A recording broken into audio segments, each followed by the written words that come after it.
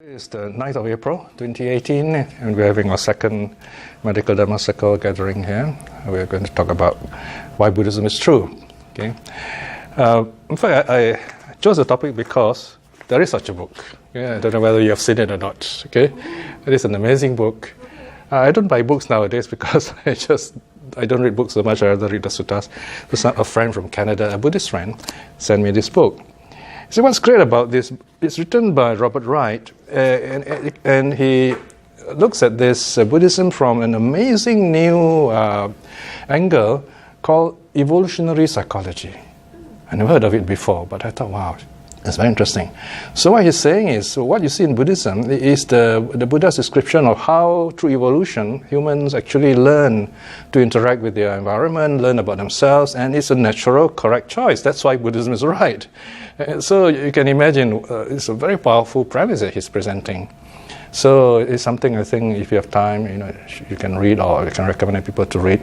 So, of course, being right alone is not enough. What do you mean by right? So, because right could be, we talk about ethics, We also want it to be true, right? And healing and so on. So, in a sense, today we'll look at some of these interesting points. So, now, I would like to make interactive like last week. That makes it very interesting because you're such intelligent people, so this interaction is very important. We talk a lot about meaning and purpose of life. Okay, so you see in Buddhism this very important approach. Okay, in fact, when the Buddha talks about the Four Noble Truths, he's talking just about that. So what I'm trying to show you today is, in many ways, we all already know what Buddhism is, or rather, what Buddha Dhamma is. Okay, in other words, what the Buddha taught. So you have Buddhism. Buddhism is a constructed reality through culture and through the ages. It changes, Whereas Buddha Dhamma is something, in a sense, I wouldn't say a fixed reality, but no reality is really fixed. But what I'm trying to say is, it's always there. You go back to it, so to speak. When you look within, what do you see? And you will see that. You see this Buddha Dhamma, if you like. So let me begin by a simple question, okay? What can we know? Right? In fact, in a sense, we might say this is what the Buddha asked, this is what Socrates would ask. If you just think for a while, as a doctor if you like, or just as a person, just look around. What can we know? And how do we know these things? I think the second question is much easier. So would you like to just give us a feedback? Yeah, would you like to start? Yeah. What do you think? What can we know, or how do we know it? Anything comes to mind? Very basic question, Not, well, maybe it's philosophical, but just a quick answer. Wrong or right doesn't matter. The people around us. Sure, you know people, all right? Now, I want you to go a little deeper, much deeper than that, okay? All right? Yes, Alika? Yeah. Can you please fill this in just so that I can address you? Name, please, yeah? Yes. You can, either question, yeah. I'm someone quite logical, so I need to test things out. So sure. I will usually ask questions for most things. I always question why things are the way they are. But I've been taught over the years that maybe there's no fixed answer. Sometimes no point trying to answer. Yeah, but here I'd just like to hear what you have to say. Okay. Anyone else anything to say? Yeah, Samantha. Yeah, either how do we know things, or what can we really know? Our mind. Mind. Okay, that's part of it too.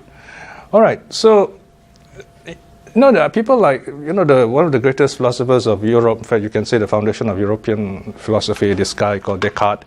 He asked this kind of question: what can I know? What do I know? Okay. So, but here I'm bringing it back to Buddhism to show you how basic what the Buddha teaches is. You see? Notice I use a present, what's called a historical present. That means simple present. Because when we talk about Buddha's teaching, it's always here and now. Okay? So normally we'll use, but it's a very difficult tense to use because when I translate, but the rule is when I'm translating, I'll use present simple. But when you talk about his life history, it's not so simple. You got to use past tense sometimes and so on. So that's where when you study literature in English, are very helpful. What can I know?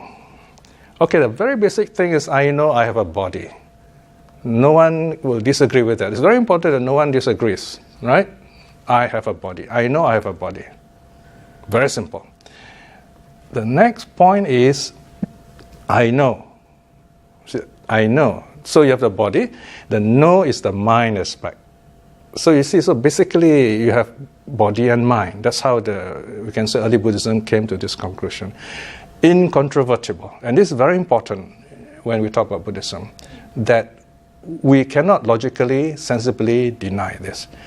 Compare this, say, about a God, People look around and say, oh, look, there is this world. Somebody must have created it. But then you can challenge that idea. But you cannot challenge these two questions I've just mentioned, right? So you can already see that Buddhism is already true at the deepest roots. We have a body, we have a mind. But then comes a difficult question. Okay? What is this body? What is the mind? So this is where Buddhism is becoming even more helpful to us. There are many ways of answering this. So today I want to give you like a quick overview. We begin with the easy one. Okay, what is the body? The Buddha first comes up with this very simple formula. It says the body are the four elements, okay, or you might say four primary elements. Now we're talking about a man who lived 2,500 years ago, so don't expect him to talk in scientific terms. Although talk about the four elements sounds scientific, but we must be careful not to push him too far into our time, is it? Because he's not talking about what we're talking about today, elements. Element means just that simple English element, a basic aspect of something, of existence. Earth, water, fire, wind, four elements. So then there are suttas like his advice to Rahula, his son. He gave this the greater Rahula discourse, the greater advice to Rahula, where he says, okay, what are the four elements? First there is earth. What is earth? Earth are the solid aspects of your body.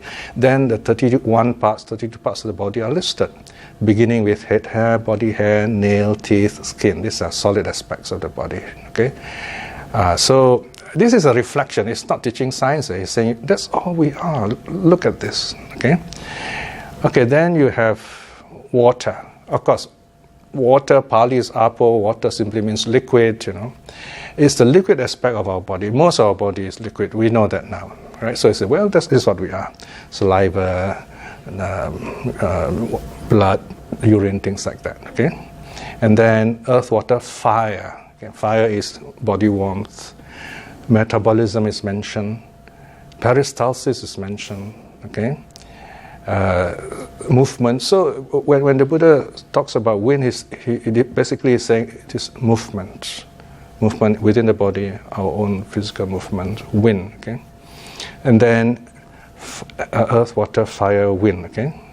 Oh, sorry, I can't jump you a bit. Fire is the heat. Decay is an aspect of fire too. From the moment we are born, we start decaying. So, of course, we give very nice names to it. We say childhood, youth, adolescence, and then after that you reach maturity, then you start decaying. I mean, that's what we normally say, but decay actually starts right from the time we are born, right from the time when there's a flower and then this fruit grows. So decay is, notice the language, fire, decay. And in science, we say oxidation is also burning. So everything seems to fit in very nicely. All right. Then the last one is wind. Wind, of course, is the air we breathe in, the air we breathe out. Peristalsis, our movement, and so on. So imagine when someone does this meditation, he starts with the body. He says, okay, I'm sitting here, I can feel the chair, the resistance. That is earth element. I can feel my body, I can feel my hands touching each other. So this earth element, this is what I really am, earth element. Then water element, my saliva, I can feel that. And then my body heat, fire. And then wind, you come to the breath. So it's a beautiful way of, like starting with your body and then going to your breath. All right. So this is one way we look at what is the body, the four elements. Another way of answering this question is, the Buddha says, well, our body are the five physical senses. Eye, ear, nose, tongue, and body. Okay, so that's another way. All right. And okay, now we come to the answer to the question I asked earlier. How can we know things? There is a sutta called Sabba Sutta. Sabba Sutta simply means the all sutta. Sabba means all. Okay, in Malay is sarba. Okay. The Buddha asked the monks, what is the all? Can you tell me what's the all? The monks say, Bante, you're our teacher. We don't know the answer. Please tell us. All right? So the Buddha said, okay, the all is your eye, ear, nose, tongue, body. Okay, he adds the mind here. And these are the 6 internal senses, as he calls them. The 6 internal senses work with 6 external sense objects. Where there's eye, there is form, ear, sound, and so on, right? So you have internal senses, 6 external senses. When you combine the two, you've got 12 sense bases. Now, these are all terminology used in the suttas, so they become like scientific for their age, you see. Then the Buddha says, okay, the third thing is each of this sense faculty has its own consciousness. Eye consciousness, object. Then he goes on to the psychology of it. This is the interesting part. He says there is the eye, he's talking about eye faculty. It's not just talking about the eyeball. There is a Pali word for eyeball, but rarely used. Normally the word used is chakku, meaning the eye faculty, functioning eye, conscious eye, the eye in place with the rest of the body. There is the eye. The eye, and there's an object out there. Then there is consciousness. So this consciousness is defined as attention. So you have a triangle of experience here. When the 3 get together, then the Buddha said there is contact. Now imagine, he uses this term contact, phassa in Pali, or sparsha in Sanskrit.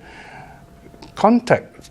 So the pilot today says there is visual contact, this kind of terminology. So in other words, eye, object, consciousness, the 3 combined, you have visual contact, the act of seeing. Now, if you go so far, you're okay. You reflect on this, okay, things are changing, I can see things, fine, no problem. No suffering arises. Now comes the problem. We don't just see something. We actually construct what we see. How do we construct what we see?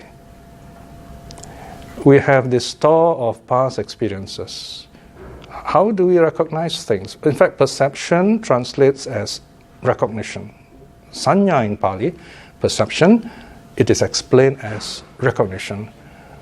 Yeah. For example, I look at you, then I remember you. See, because I saw you last week, I say, oh, you are so-and-so. All right? Right. Can I have your name here? Yeah, please, yes.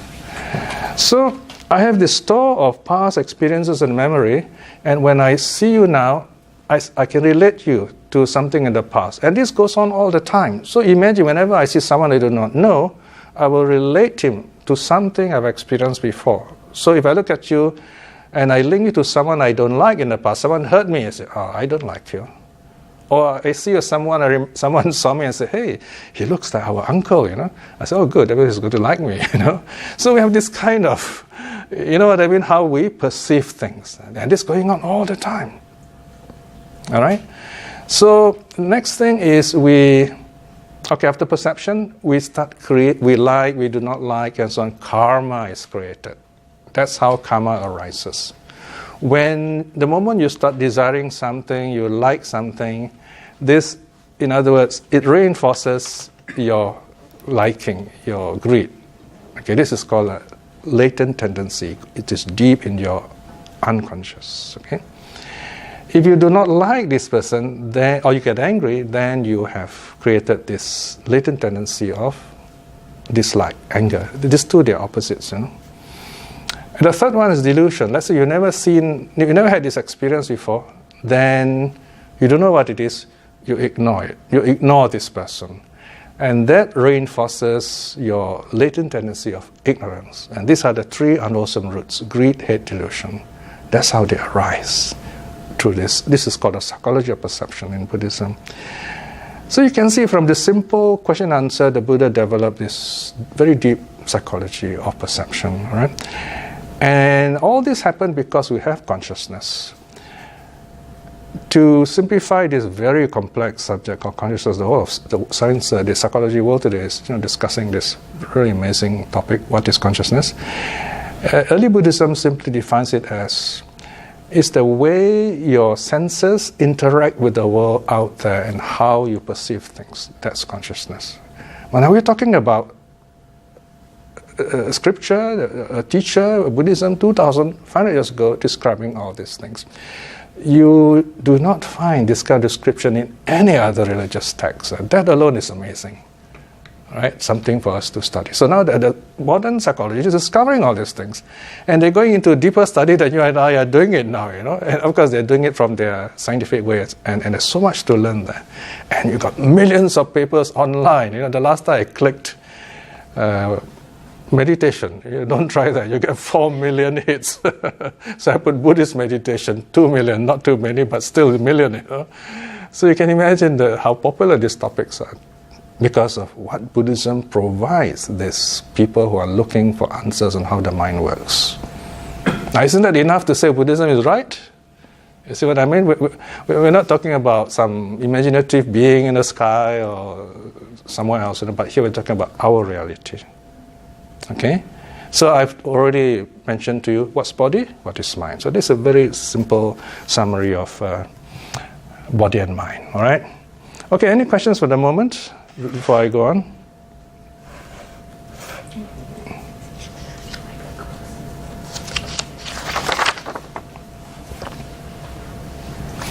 So, okay, let's go on to the next stage then. Right, I asked just now what's the meaning of life. Okay, so let's try again. Yeah, if I don't know if any of you have thought about this. I'll give you a clue so we don't go into some deep philosophical stuff and get lost, right?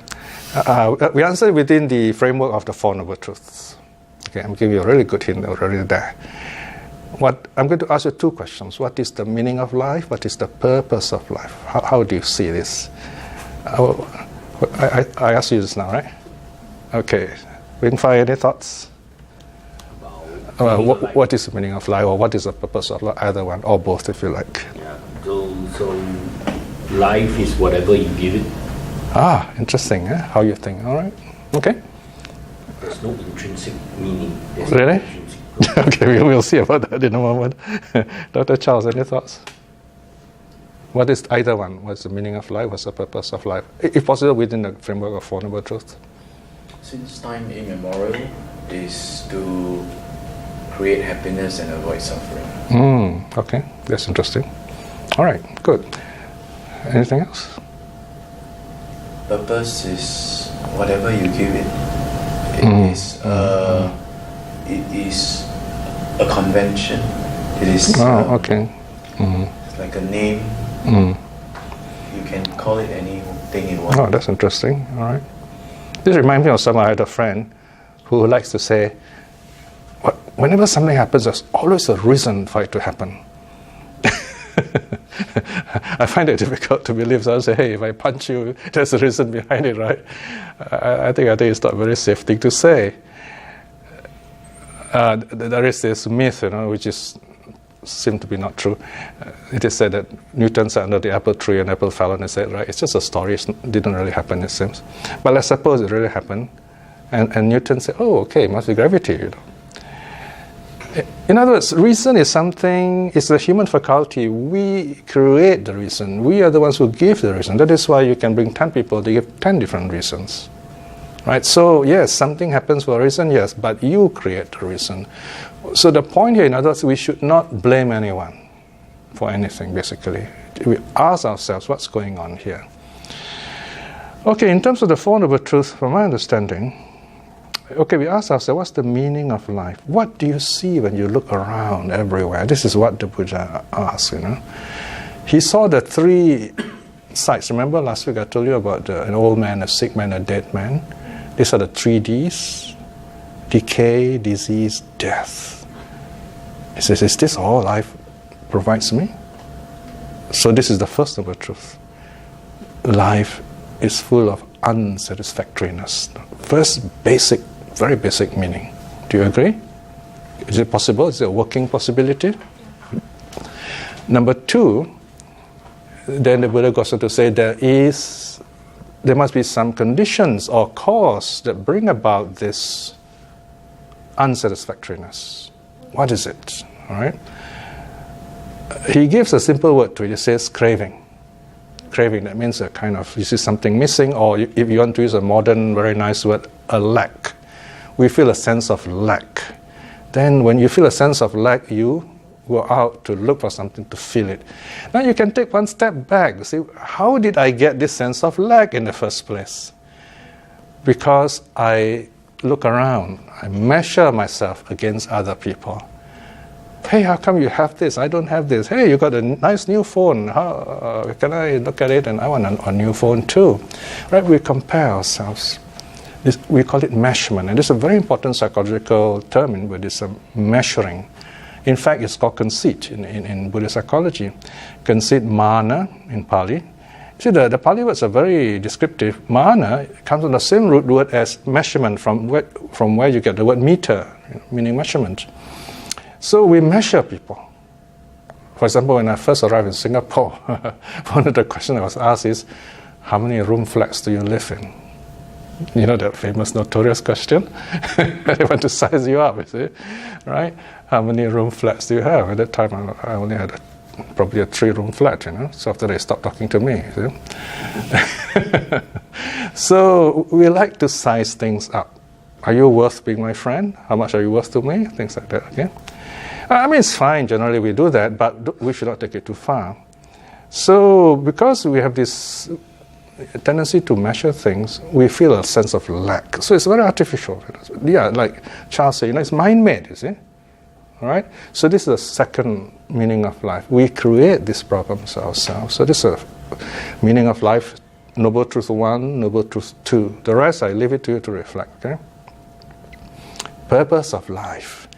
Now, if the Buddha said, well, love is suffering and negative, it is very pessimistic. But no, the Buddha gave us the third and fourth noble truth. And that's the purpose of life. What do we do about it? Okay, here you have a little problem. I discovered that although we know of the noble truth 1, 2, 3, 4, we have first is the truth of suffering, second the arising of suffering, it's craving. Number 3 is ending of suffering, nirvana, right? And number 4 is the path.